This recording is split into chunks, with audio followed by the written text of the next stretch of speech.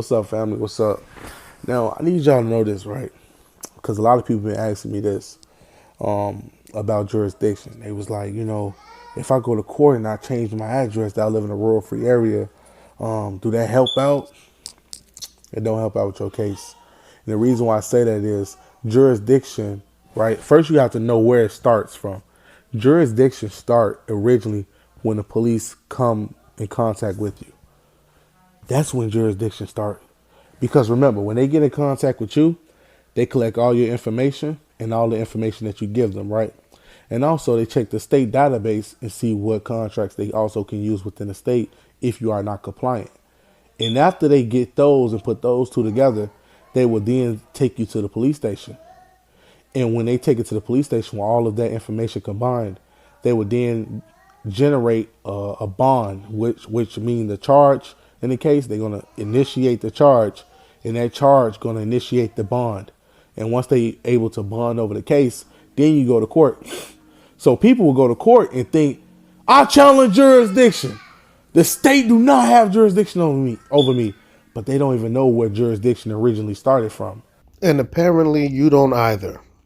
You clearly don't know where jurisdiction started from if you think it's something as simple as changing your address to a rural free delivery, all zeros as the zip code.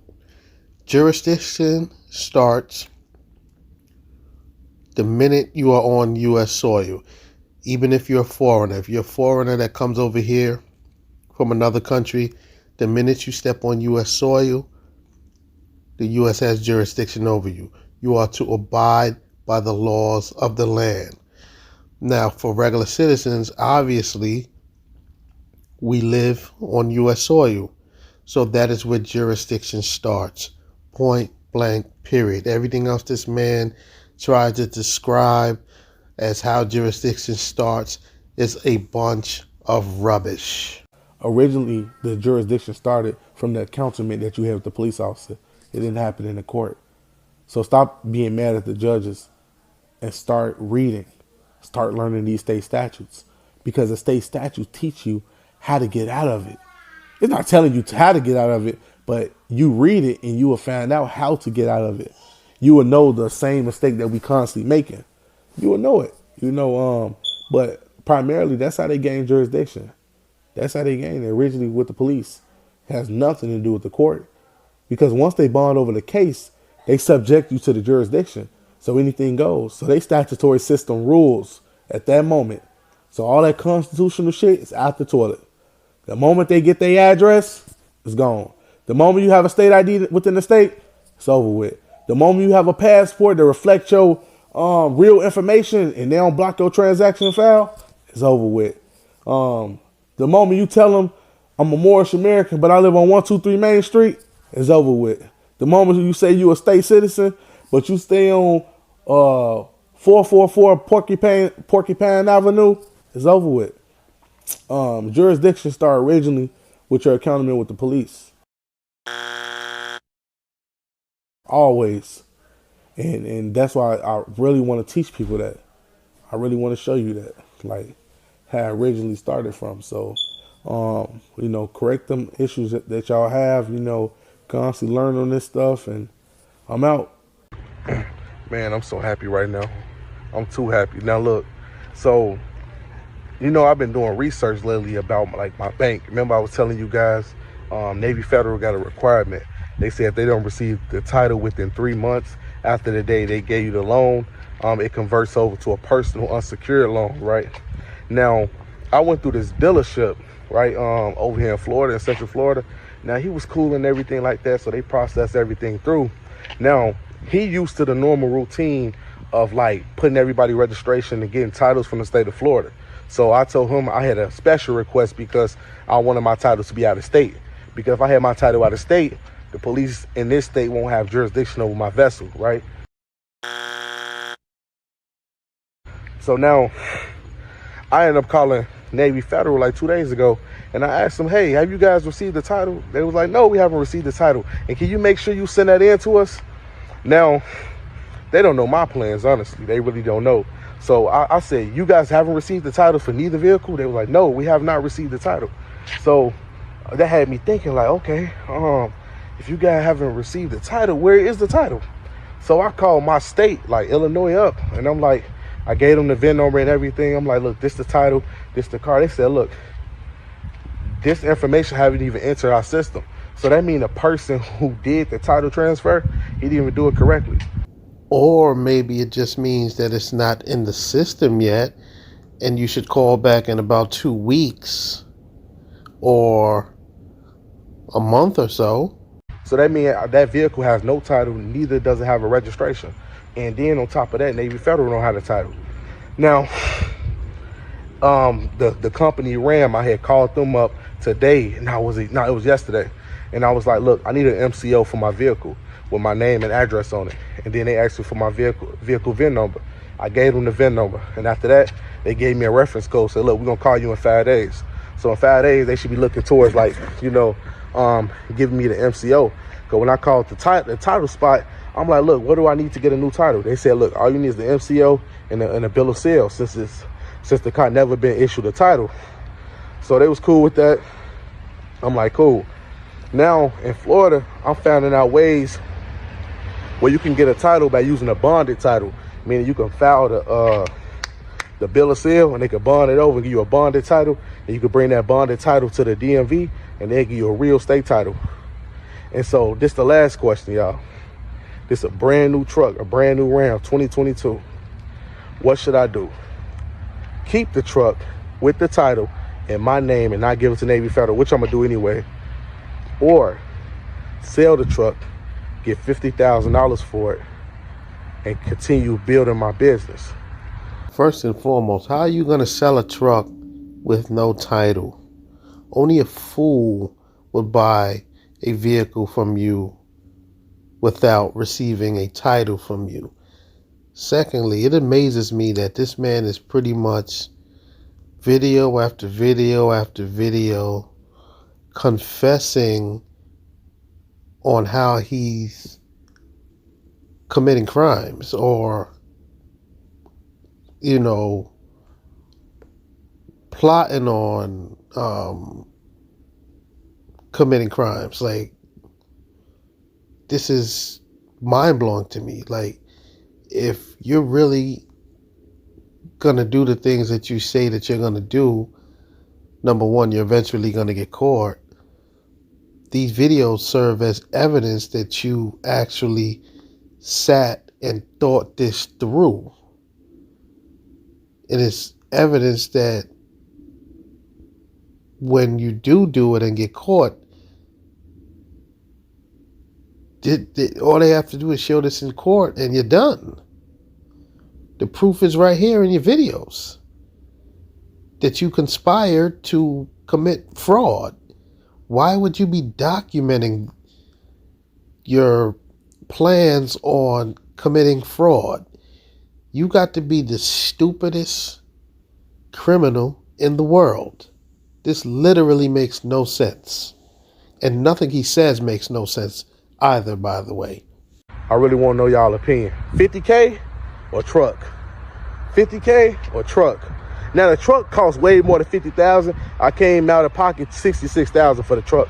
But I know if I take it directly to like a Ford or anything like that, or even if I wanted to resell it back to Ram, that's how much I would get for the vehicle. So you got to be mindful of that. I'll probably get $50,000 to $55,000. But let's just say $50,000 on the safe side. Worst case scenario, $50,000. A brand new 2022 Ram built to serve, or should I just get the $50,000? $50,000 or the truck? Let me know in the comments. Well, what's up, everybody? Now look, check this out. Now I'm gonna teach you guys how to get out of all obligations with your car note. I'm gonna show you how to discharge the car note off your credit and not have to, keep over all them damn payments, right? Now check this out. Now say if you bank with a credit union bank like USAA Bank, right? And you get approved for, let's say, a $75,000, $80,000 loan, right? So they're gonna send you something called a draft check. And what a draft check is like a blank check, and you can put, and you can't spend over the amount that they give you. So if they give you $80,000, you can't spend over $80,000. So say if you go to the dealership and after taxes and everything like that, the car was like 79,000, right? Boom. Now, what the banks is going to do when they send you the draft check, they're going to send you the terms and agreements. What the terms and agreements is pretty much your contract to state that you will be legally obligated to pay back the debt directly to the bank, right? Now, what a lot of times what people do is when they go to the dealership, a lot of people just don't understand this.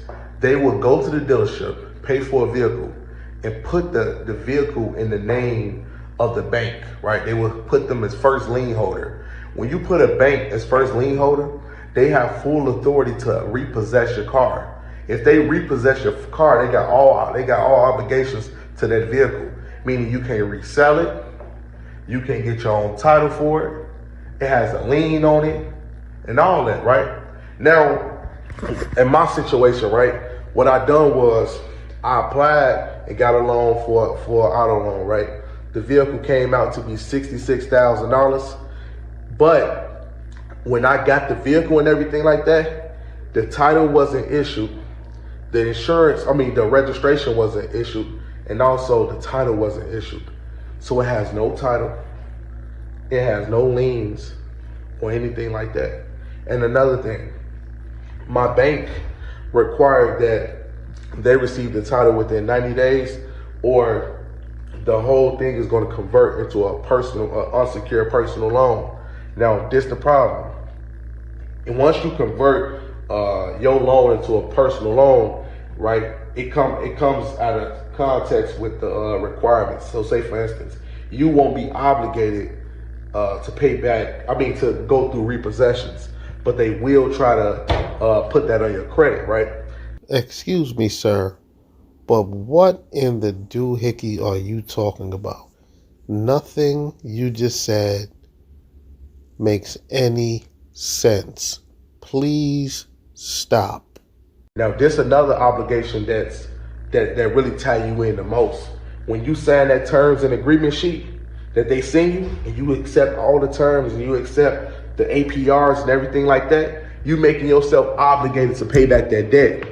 And once you make yourself obligated to pay back that debt, they can make a legal claim in court. That's why you got to protect yourself.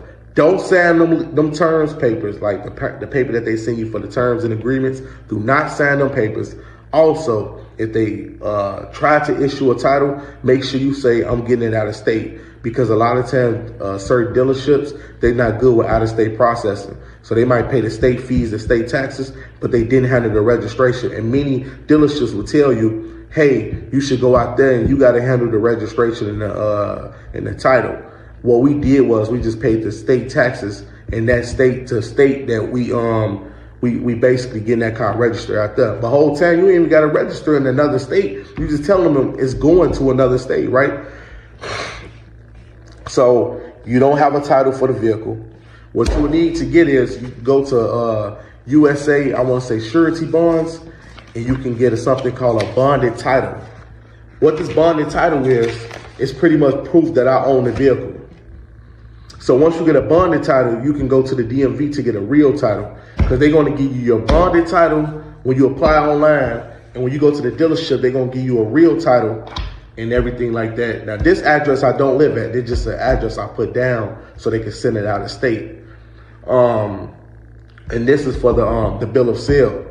And that's how you protect yourself with cars and obligations. So if they ever try to make a claim in court, which most banks will try to do, if you never sign the terms and agreements, they can't take you to court. So I'm calling Navy Federal and I'm asking them questions about this whole thing. I'm like, have you guys received the title? They said, no, we need to receive the title.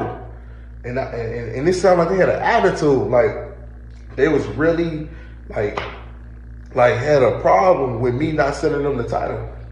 So I'm like, why they want the title so bad? Because they want their name to be as the first lien holder.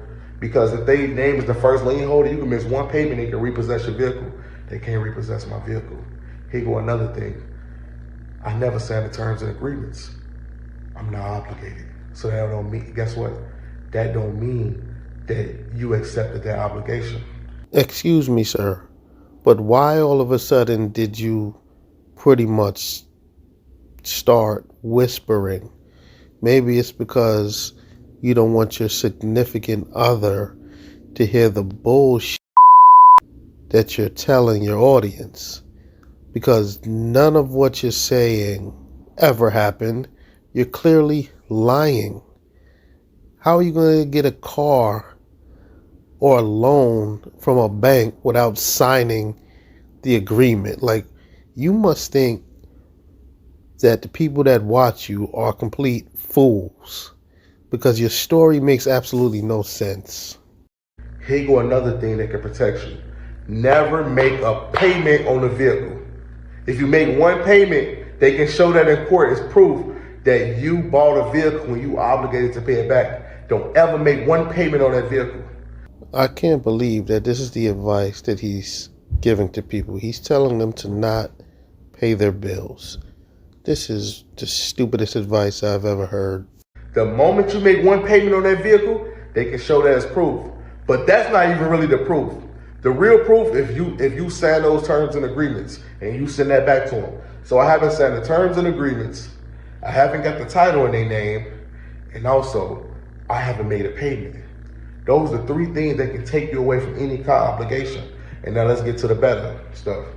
Once you do all that, right, you secure the car, you get a bond and title for it, and you put the title in your name, and you don't put them as a lien holder, you either can sell the vehicle, and also you can discharge it from your credit. Because when you write a dispute for the credit thing, right, you will say there's no proof that I even purchased this vehicle. There's no proof that I even got this vehicle in my possession on record. There's no proof that me and the bank made an agreement. So the bank will be like, we don't have the terms and agreements. So pretty much that's a loss on their end. And many attorneys, they will try to talk otherwise, but realistically, that will be your best bet if you want to protect your assets. It's all about protecting your assets at the end of the day. At the end of the day, you always want to protect your assets. You never want to be in a position where you're struggling to pay a car note. You're struggling to pay a mortgage. That's why it's always important to read the terms and the conditions of any contract. Before you sign, just read it. Tell them, look, let me get some time to read this. And try to figure out a legal way how you can find a loophole into every contract or agreement. That's all it is, y'all. That's all it is. So that's my best advice on how to get out of all car notes and obligations like that. If you already signed your car note or you signed the terms and agreements and the titles in the bank name, you fucked. You better start over. I'm out. So pretty much this video was an educational video on how to commit bank fraud and get a free car. I can't believe this man is stupid enough to actually document this type of stuff. First of all, none of what he's saying is true. It'll never work. You can't get into a lease or a car note without signing the agreement. All of that stuff that he just said just isn't true. But I can't believe that he is stupid enough to make a video teaching how to defraud a bank and get a free car. This man has to be one of the dumbest sovereign citizens I have ever seen.